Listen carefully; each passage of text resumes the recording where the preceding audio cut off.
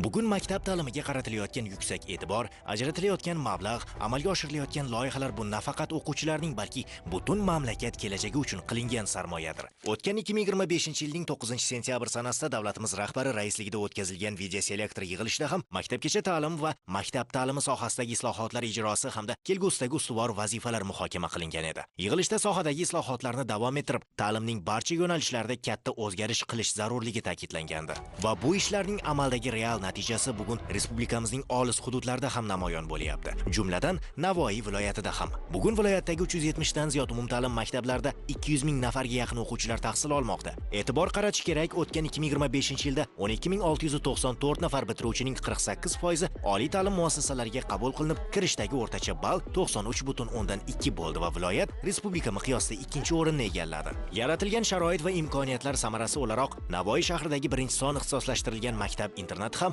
nafaqat viloyat, balki respublika miqyosidagi yetakchi ta'lim dargohlaridan biriga aylandi. Ta'lim muassasasi faoliyatini boshlaganiga hali ko'p bo'lmagan bo'lsa-da, biroq bu yerda bilimli va tajribali pedagog xodimlar tomonidan olib borilayotgan dars jarayonlari o'quvchilarning turli fan olimpiadalarida yaxshi natijalarni qo'lga kiritishiga, shuningdek yoshlarni oliy ta'lim bilan qamrab olish ko'rsatkichining o'sib borishida ham muhim asos bo'lib xizmat qilyapti. Bugun maktabda o'quvchilarning ilmiy izlanishlarini qo'llab-quvvatlash, ularning qiziqish va intilishlarini rivojlantirish uchun barcha zarur sharoitlar yaratilgan.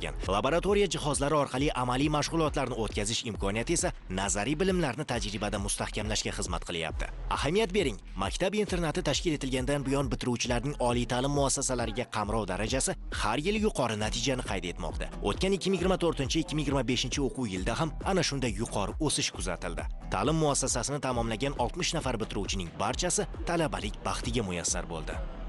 Bu yilgi bitiruvchilarimiz soni 70 nafar bo'ladigan bo'lsa, bu yil o'tgan yilga nisbatan yana ham salmog'ini, grantlar salmog'ini ko'paytirish niyatimiz bor. Bu ustida albatta ishlar olib boryapmiz. Birinchi navbatda o'sha sertifikatlarni, xalqaro sertifikatlarni, milliy sertifikatlarni olish uchun barcha sharoitlarni yaratib berganmiz. O'tgan yilgi grantlar salmog'i 100% deb oladigan bo'lsa, 70% grantga kirgan bo'lsa, bu yil xudo xolasa 80-90% ga chiqarish mo'ljalimizda turibdi. Balki 100% bo'lishi ham mumkin. Chunki natijalarimiz borgan sari oshib boryapti. Mana shu muddatidan oldin talabalikka erishayotgan o'quvchilarimiz soni kundan kunga oshib boryapti. Yil oxirigacha xudo xolasa ularni kamida 30-35% muddatdan oldin talaba bo'lishiga erishish niyatdamiz. Ixtisoslashtirilgan ta'lim muassasalari agentlikka qarashli barcha ixtisoslashtirilgan maktablarda bugungi kunda to'laqonli hamma sharoit bor. Mana aynan bizning maktabni oladigan bo'lsak, o'quvchi uchun yotoq joyi bepul, ovqatlanish bepul, o'qish bepul, hammasi bu davlat tomonidan ta'minlab berib qo'yilgan va qo'shimchasiga bizda ertalabki davlat standartlari asosida o'tiladigan fanlardan tashqari qo'shimcha fan to'garaklarimiz ham o'tiladi. Mana shuni hisobiga o'quvchilarimizda ko'proq mashg'ulot olib borishga imkoniyat yaratiladi va shuni hisobiga ularda yaxshi natijalar kelib chiqadi. Qayd etish kerak, bugun maktab internatida o'quvchilar uchun ingliz tili, matematika, informatika, fizika kabi fanlardan chuqurlashtirilgan darslar yo'lga qo'yilgan. Shuningdek, ularning bo'sh vaqtini mazmunli tashkil qilishga qaratilgan qo'shimcha to'garaklar, loyihaviy mashg'ulotlar ham doimiy faoliyat olib bormoqda. Dars imtihon topshirdim va natijalarimga ko'ra 8 ballni qo'lga kiritdim. Bu natijaga erishishimda o'qituvchilarimning hissasi juda katta. Keyin bizda, ya'ni peer teaching yaxshi rivojlangan. Masalan, o'quvchilar o'qituvchining leksiyasiga qarab qolmaydi. Zerikarli bo'lib qolmaydi. Qaytanga o'quvchilar bir-biridan o'sishga harakat qiladi. Sog'lom raqobat bor bizda va o'quvchilar bir-biriga o'rgatish orqali yangi ko'nikmalarni o'rganadi. Hard skill, soft skilllarni ham aynan bizning maktabda juda yaxshi o'rgatiladi. Masalan, karyeraga oid, ishga oid ko'nikmalar bilan birgalikda aynan jamoada qanday ishlash, boshqalar bilan qanday muloqotga kirish kerakligi o'qituvchilar tomonidan aniq bizga o'tiladi. Buni biz masalan loyiha ishlarini bajaramiz. Turli xil qanaqadir tanlovlarga, festivallarga qatnashib, o'sha ko'nikmalarimizni birin-ketin oshirib boramiz. Yana bir yaxshi tomoni, bizani bitirib ketgan o'quvchilar, ya'ni bitiruvchilarimiz dunyoni rivojlangan mamlakatlarda o'qishadi. Masalan, Avstraliya, Amerika, Qatar va biz bilan ularni networkingi yaxshi bo'lgani tufayli bizlarni bitiruvchilarimiz ham kelajakda mana shunaqa top universitetlarda o'qishga muvaffaq bo'lishadi. Prezidentimiz bizga shunday sharoitlar yaratib beryapti, imkoniyatlar yaratib beryapti va men o'ylashimcha, yoshlar bu imkoniyatlardan to'liqligicha foydalanishi kerak. Bugun yurtimizda pedagoglarni rag'batlantirishni kuchaytirishga alohida e'tibor qaratilgan. Qayd etish kerak, bugun o'qituvchilarning oylik maoshiga 10 dan ortiq ustamalar joriy qilindi. Ayni kunlarda o'z ustida ishlagan 60 mingdan ortiq pedagog 10-12 million so'm maosh olyapti. Yangi baholash tizimi bo'yicha ijobiy natija ko'rsatgan 300 ta maktabning butun jamoasi 40% gacha ustama olmoqda. Mazkur ta'lim muassasasida ham bugun pedagog kadrlarning malakasini oshirish, ularning o'z ustida ishlashi orqali tajribasini oshirish uchun imkoniyatlar ko'lami keng. 30 yildan buyon o'qituvchilik faoliyatini yuritib kelmoqdaman. Bu faoliyatim davomida o'z ustimda, o'zimni kasbim ustida turli xil izlanishlar olib bordim. Biz o'qituvchilarga bir qancha sertifikatlar joriy qilindi. Xalqaro sertifikatlar, milliy sertifikatlar. Bu sertifikatlarga erishish uchun o'z ustimda ishlab harakat qildim. Milliy sertifikat olgandan so'ng yana xalqaro sertifikat olishga harakat qildim va bunga erishdim. Robokoding olimpiadasi, xalqaro nufuzli fan olimpiadasi, viloyat olimpiadasi hamda respublika olimpiadasida, ixtirochilikka qadam tanlov olimpiadalarida, informatika fan olimpiadalarida o'quvchilarim o'rin olganda har safar oyligimga ustamalar qo'shilib bordi. Buning natijasida hozirgi kunda 240% ustamaga egaman. Prezidentimiz o'qituvchilarning oyligini $1000 oshiraman degandilar. $1000 emas, meni oyligim $2000 ham oshib ketdi. Moddiy rag'batlardan keyin men yana ham o'z ustimda ishlash, yana ham sertifikatlar olishga, olimpiadalar bilan o'quvchilarning yutuqlarini erishishga harakat qilmoqda. Mana bugungi kunda prezidentimiz tomonidan o'qituvchilar uchun ham juda keng imkoniyatlar yaratib berilgan, juda katta sharoitlar yaratib berilgan. Mana shu maktabning ingliz tili o'qituvchisi sifatida xalqaro sertifikatdan 50% ustama olaman. Undan tashqari mana yaqinda prezidentimiz tomonidan tasdiqlangan attestatsiya jarayonlarida yuqori ballni qo'lga kiritgan pedagog xodimlarga 70% ustama tasdiqlandi. Shu ustamaga ega bo'lgan holda oyligim $1000 dan oshdi. Buning uchun prezidentimizga minnatdorchilik bildiraman. Bu bugungi kunda yaratilayotgan imkoniyatlar nafaqat yoshlar uchun, balki pedagog xodimlar uchun ham yoshidan qat'iy nazar imkoniyatlarning natijasi deb bilaman. Endi faqat o'zimiz ustimizda ishlab, xalqimizga, yurtimizga foydamiz tegishi uchun bor kuchimiz bilan harakat qilyapmiz.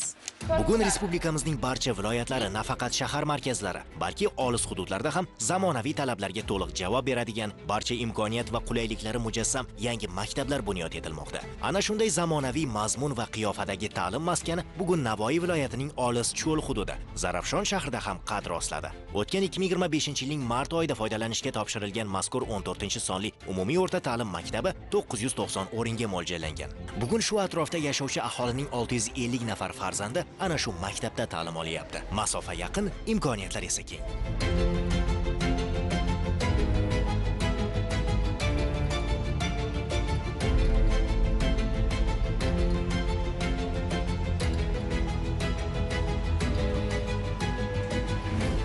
Ta'lim sohasiga kirganimga 14 yil bo'lgan bo'lsa-da, bugungi kundagi yangiliklar, bugungi kunda yaratilayotgan imkoniyatlarning barchasi hurmatli yurtboshimizni ta'limga qaratayotgan e'tibordan biri deb bilaman. Mana ta'limga shunchalik e'tiborni kuchligidan zamonaviy maktablar, zamonaviy sinfxonalar hech bir inson hattoki tushiga kirib chiqmagan narsalar. Bu o'quvchilarimiz oldin biz o'zimiz o'quvchi bo'lgan davrda oddiy sinfxonalarda, oddiy yog'och partalarda o'tirganmiz. Hozir bizning o'quvchilarimiz chiroyli zamonaviy shinam xonalarimizni qarasangiz, kutubxonalarimiz zamonaviy. Koreys tili xonasi bor, Xitoy tili xonasi bor, musiqa xonasi bor, IT xonalari, shaxmat xonalari, sport zallari, texnologiya xonalari, o'zbek tili xonalari, bularning barchasi zamonaviy imkoniyatga ega bo'lgan qulay shinam xonalarni bizga mana shunday sharoitni yaratib berishni o'zi ham bizga bir imkoniyatdir.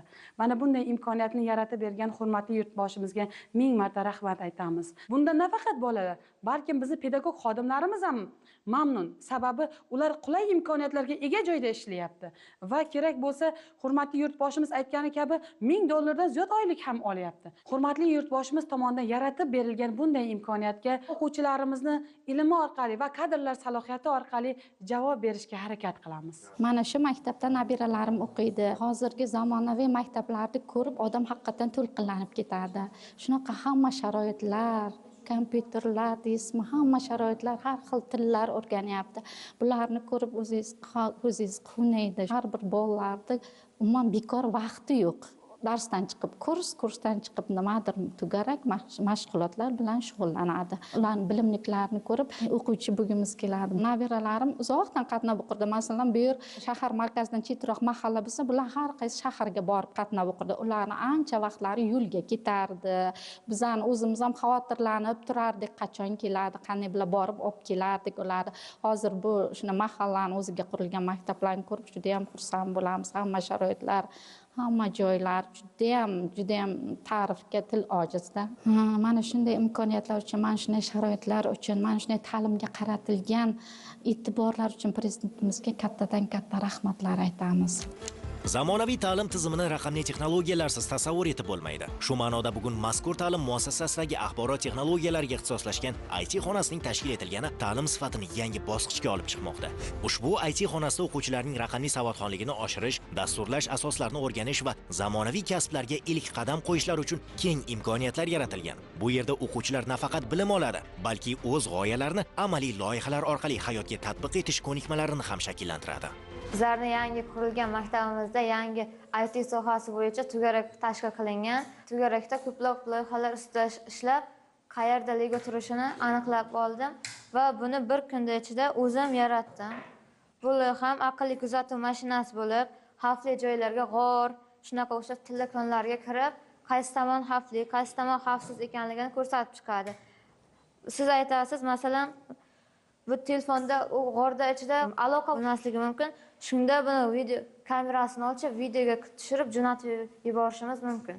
Men qanaqa yangilik qilib loyiha yaratsam, o'sha loyihamni YouTube kanalimga montaj qilib joylab boraman. Bu maktab o'quvchilar uchun juda ham qulay, o'quvchilarni qiziqtiradigan xonalarga ega. Bu maktabda menga eng yoqadigan joylari fizika, kimyo, biologiya laboratoriya xonalari ham bor.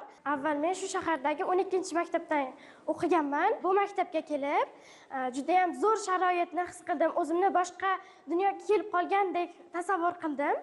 Maktabda sharoitlar juda ham katta bo'lganligi uchun o'quvchilarni juda ham qiziqishi yuqori bo'ladi. Bu maktabda o'qituvchilar har birimiz uchun alohida vaqt ajratib, individual har bitta mavzuni tushuntirib bera oladilar. Bu maktabda o'quvchilarning bo'sh vaqtini bekor o'tkazmasligi uchun shaxmat to'garaklari, har bitta fan uchun alohida to'garaklari bor. Har bir o'quvchi o'zini qiziqishlariga qarab to'garaklarga kelib ketaversa bo'ladi. Men kelajakda mamlakatimiz rivoji uchun hissa qo'shadigan inson bo'lib yetishishga harakat qilaman.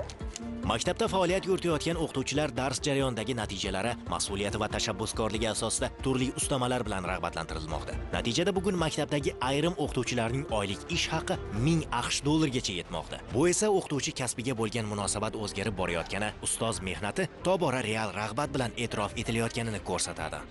Shu ustozga bo'layotgan hurmatga, e'tiborga juda xursandman. Men o'z ish faoliyatimni 10 yil oldin Xatirchi tumanidagi 22-maktabda boshlaganman. Bizning birinchi ishimiz maktab emas edi, paxtalarga chiqardik. O'quvchilar paxta yig'im-terimi mavsumi paytda biz ustozligimizni his qilmas edik. Endi bugungi kunga kelib ustoz degan nomga butun xalqimiz ham boshqacha e'tiborda. Bizning faoliyatimiz ham o'sdi. Men o'z ish faoliyatimda 5 yil davomida attestatsiya nimaligini bilmaganman. Attestatsiyaga jalb ham qilinmaganman. Bu muhim narsa ekanligini his ham qilmaganman, tushunmaganman ham. Mana 5 yil o'tgandan so'ng attestatsiya jarayonlari bor ekanligini, shu orqali o'z daromadlarini oshirishi mumkin ekanligini tushunib yetdik. Shunday bir xalq orzu qiladigan, jamiyat orzu qiladigan, mana shunday go'zal maskanda dars berayotganimdan, o'z ustozlik faoliyatimni olib borayotganimdan juda xursandman. Shunaqa go'zal maskanni qancha ustozlar orzu qiladi. Bir paytlar biz ham orzu qilganmiz. Shunday go'zal maskanlarda ham ustoz bo'lish nasib qilarmikin deb bugungi kunda kelib orzuyimizdagidan ham ortig'ini ko'rdik. Mana shunday keng, yorug', zamonaviy ta'lim maskanini biz ustozlar, o'quvchilar ixtiyoriga topshirgani bu prezidentimizning ta'limga qaratayotgan e'tiborining natijasi deb bilaman. Navoiy viloyatining Uchquduq tumani viloyat markazidan 300 kilometr uzoqlikda joylashgan. Bugun ta'lim sohasida olib borilayotgan islohotlar nafasi olis bo'lsa-da, mana shu hududlarga ham yetib boryapti. Uchquduq tumanidagi 20-umumta'lim maktabi 1260 o'ringa mo'ljallangan bo'lib, ayni kunlarda 2000 nafardan ziyod yoshlar ana shu Ziyo maskanida tahsil olmoqda. Yoshlar uchun yaratilgan sharoitlar bugungi kun talablariga mos.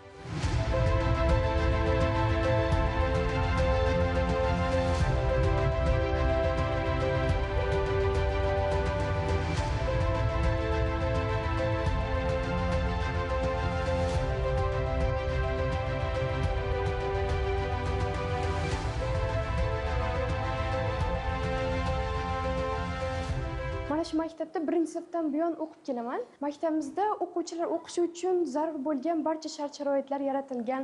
Sinfxonalarimiz keng va yorug'. Prezidentimiz tomonidan berilayotgan imkoniyatlar tufayli, ta'limga qaratilayotgan e'tiborlar tufayli mana hozir mana shunaqa natijalarga erishib o'qib kelmoqdamiz. Hozirda o'zim biologiya va kimyo fanlarini yaxshi o'qib boryapman hamda o'z yo'nalishimda sertifikatlarni olib, Xudo xohlasa o'qishga grant asosida kirib, yaxshi natijalarga erishishni niyat qilib qo'ydim. Maktabimizda turli xil fanlardan, turli xil yo'nalishlarda o'quvchilar o'qishyapti, harakat qilishyapti. Ayniqsa ta'lim yo'nalishida, sport yo'nalishida, san'at yo'nalishida o'quvchilar juda ham katta yutuqlarni qo'lga kirityapti. Shuning uchun ham respublikada maktabimiz eng ilg'or maktablardan biri sanaladi. Bizning maktabimiz chekka va olis cho'l hududida joylashgan bo'lishiga qaramasdan barcha imkoniyatlar mavjud. Misol uchun barcha sinfxonalarda elektron doskalar bilan jihozlangan, o'quvchilarga kerakli darsliklar yetarlicha. Maktabimizda darslardan so'ng fan va sport to'garaklar tashkil etilgan. O'quvchilar mana shu fan va sport to'garaklariga o'zlarining qiziqishlariga moslab qatnashishlari mumkin. Shaxsan men ham o'zimning qiziqishlarimga tayangan holda fan olimpiadalariga qatnashib kelmoqdaman. Bugungi kunga kelib, kerakli fanlardan sertifikatlarni qo'lga kiritib kelmoqdaman. Ahamiyatlisi mazkur ta'lim muassasasida ham yoshlarni oliy ta'lim bilan qamrab olishdagi ijobiy ko'rsatkichlar yil sayin oshib bormoqda. O'tgan 2024-2025 o'quv yilida 102 nafar bitiruvchining 94%, aniqroq aytganda 95 nafari oliy ta'lim muassasalariga talabalikka qabul qilindi. Maktabimizda ta'lim to'g'risidagi qonun asosida bilimlar juda chiroyli tashkillashtirilgan. Yutuqlarimiz ko'p. Oliy ta'lim muassasalariga kirish bo'yicha 2023-2024 o'quv yilida 94 nafar bitiruvchi maktabni tugatgan edi. Shuni 84 nafari oliy ta'lim muassasalariga kirib o'qiyapti. 2024-2025 o'quv yilida esa 102 nafar bitiruvchilarimiz maktabni tugatdi. Shuni 95 nafari oliy ta'lim muassasalariga o'qiyapti. Buni 30 dan ortig'i grant asosida o'qiyapti. Qolgan 7 nafar esa texnikumda o'z xohishi bilan o'qishni davom ettiryapti. O'quvchilarimiz juda ham chiroyli, shinam, juda yorug', bejirim xonalarda ta'lim tarbiya olyapti. Yutuqlarni aytaversak quvonaveramiz. Xorijiy tillarni o'qitish bo'yicha eng yaxshi maktab ko'rik tanlovlarida biz 3 yildirki yuqori natijalarni qo'lga kirityapmiz. Shuning evaziga 1 milliarddan ortiq mablag' yutib oldik biz maktabimizga. Ingliz tili xonalarini hammasini hozirgi zamonga mos va xos qilib jihozlab, o'quvchilarning o'sha ta'lim olishi uchun imkon yaratyapmiz va 2 marta o'sha o'quvchilarimiz bepul Angliyaga borib sayohat qilib keldi. Bir cho'l hududida joylashgan oddiy maktabning o'quvchilari uchun bu juda ham baxt deb o'ylayman. Bu ishlarni hammasiga biz muhtaram yurtboshimizga rahmatlar aytamiz. Qani endi qaytib tug'ilsa edik, biz mana shunday zamonda yashasak edik degan narsalarni har doim aytamiz. 10-15 yil oldingi ta'limni haqiqatan juda ko'p eslaymiz o'tirganda, o'qituvchilarimiz yotog'i bilan bolalarini tashlab ketardi, borib paxta terib kelardi 10 kun, 15 kunda. Juda ham og'ir edi eslasak. Endi hozir ustozlarga e'tibor juda ham katta. Shunchalar biz rozimizki yurtboshimizdan, bu shunchaki bir aytiladigan gap emas. Bu chin yurakdan ustozlarni aytadigan gapi. Shunchalik bir to'lqinlanib boryapman, hatto yig'lagim ham kelyapti. Chunki o'sha kunlarni ko'rganmiz. Bu kunlarga biz shukrona bilan yashaymiz. Biz tinmay mehnat qilamiz. Biz o'sha shuncha imkoniyat berilgandan foydalanib, eng zo'r kadrlarni tayyorlashda davom etamiz. Yurtboshimiz tomonidan hozirgi kunda pedagogik xodimlar uchun juda ham katta imkoniyat va sharoitlar yaratilmoqda. Buni biz mana olis Uchquduq hududidagi pedagog xodimlar ham sezyapmiz. Olis hududda bo'lishimizga qaramasdan bizni maktabimizda ham juda ham katta imkoniyat va sharoitlar yaratilganligini ko'rishimiz mumkin. Ya'ni bunda biz har yili 2 marta o'tkaziladigan attestatsiya jarayonlarini olishimiz mumkin. Mana shu jarayonlarda o'qituvchi bilimli bo'lsa, ya'ni balliga qarab vazir ustamasi 70% ustamalarning joriy qilinganligi ham bu bevosita mana shu o'qituvchilarga berilgan imkoniyat va sharoitlar. O'qituvchi hozir hech qanaqa majburiy mehnatga jalb qilinmaydi. Faqat faoliyat yuritishi kerak va natijasini olishi kerak. Asosiy fan olimpiadasi natijalariga e'tibor beradigan bo'lsak, shu yil mana shu fan olimpiadasidan bizni 45 nafar o'quvchimiz, ya'ni faxrli o'rinlarni, 1-chi, 2-chi, 3-chi o'rinlarni egallab, viloyat bosqichiga yo'l olganligi mana shu natijani o'zi ham shogird ustoz o'rtasidagi, ya'ni munosabatni ko'rishimiz mumkin, qay darajada ekanligini. Hozirgi kunda mana shu bizning maktabimiz ustozlarini oylik maoshlari $1000 anchayin ya'ni oshganligini ko'rishimiz mumkin. Albatta bu shart-sharoit va yaratib berilgan imkoniyatlar hosilasi desak bo'ladi. Faqatgina hozir bu yerda 1 nafar yoki 2 nafar ustoz emas, balki barcha ustozlar harakat qilyapti. Bu raqobatni vujudga keltiradi. Ya'ni raqobat bor joyda tinimsiz harakat qilmaslik bu ya'ni ortda qolishga sabab bo'ladi. Albatta sog'lom raqobat bo'lishi kerak.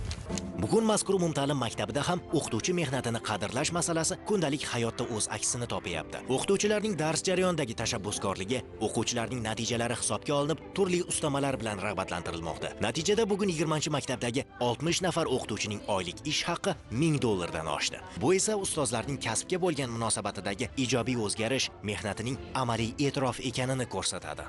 Shu maktabda 6 yildan beri ish faoliyat olib boryapman. Birinchi yil kelgan paytlarimda to'g'risi bir safga darsim bo'lsa ham 3 million oylik olganman. O'sha paytda unchalik imkoniyatlar yo'q edi o'qituvchilarga. Hozirgi yillarga kelib o'qituvchilarga juda ko'p imkoniyatlar yaratildi muhtaram prezidentimiz tomonidan. Shu ish faoliyatimga unchalik ko'p bo'lmagan bo'lsa-da, shu 6 yil ichida berilgan imkoniyatlardan unumli foydalanib, 2024-yilda fevral oyida xalqaro sertifikat 50% xalqaro sertifikatga ega bo'lganman. 2025-yilda aprelda o'tkazilgan attestatsiya jarayonlarida qatnashib, ham oliy toifani, ham 70% ustamalarni qo'lga kiritdim. Mehnatlar natijasida oylik maoshim $1,500 ga yetdi hozir. Avvalo buning uchun prezidentimizga yaratgan imkoniyatlar uchun minnatdorchilik bildiramiz. Bizga berilgan bunday imkoniyat, bunday moddiy rag'batlar bizni yana ham ishlashimizga, yana ham ko'proq mehnat qilishimizga undaydi. Ustozlik bu faqat dars berish emas. Bu yurakdan yurakka nur ulashish demakdir. Har bir bolaga ishonch, orzu va umid baxsh etish demakdir. Bizning haqiqiy mukofotimiz o'quvchilarimizning yutug'i, ularning hayotdagi o'rni va baxtli kelajagidir. Yurtimizda ta'lim sohasiga berilayotgan e'tibor, ustozga bo'lgan hurmat har birimizni ilhomlantiradi. Bizni yanada olg'a intilishga undaydi. Attestatsiya jarayonlarida men ham muvaffaqiyatli ishtirok etdim. Hamda prezidentimiz farmoniga muvofiq joriy etilgan 70% ustamaga ega bo'ldim. Shuningdek, vazir ustamasi hamda yil o'qituvchisi ko'rik tanlovlariga nomzod etib belgilandim. Bu yutuqlarimning asosi shijoatli rahbar boshchilik qilayotgan namunali maskanda fidoyi ustozlar bilan yelkama-yelka mehnat qilayotganimda deb bilaman. Shu tariqa maktab ta'limiga qaratilayotgan e'tibor, amalga oshirilayotgan sarmoyalar va loyihalar nafaqat o'quvchilar va pedagoglar hayotini yaxshilayapti, balki ta'lim tizimida barqaror o'zgarishlarni mustahkamlashga xizmat qilyapti. Har bir imkoniyat, har bir qo'shimcha rag'bat bu islohotlarning mustahkam va ortga qaytmas yo'lda amalga oshayotganining yorqin isbotidir.